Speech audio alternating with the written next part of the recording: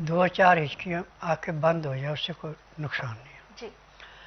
परंतु जिसको परमानेंट आती रहती है ना, वो खा सकता है ना, पी सकता है ना, सो सकता है, उसमें परेशानी है। जी। इसका उपचार बहुत आसान है।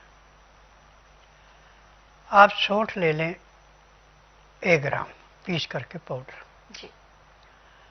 उसमें आधा ग्राम आप सेला मिश्री पीस के मिला दें।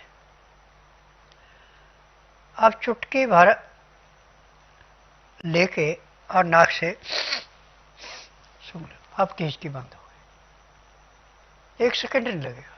जी। परंतु ये क्रिया आपको हर घंटे 1.5 घंटे बाद करते रहना 3 दिन तक। जिसकी पुरानी हिचकी है, जिसको हफ्ता 10 दिन की है, उसको तो एक ही दिन में आराम हो जाए।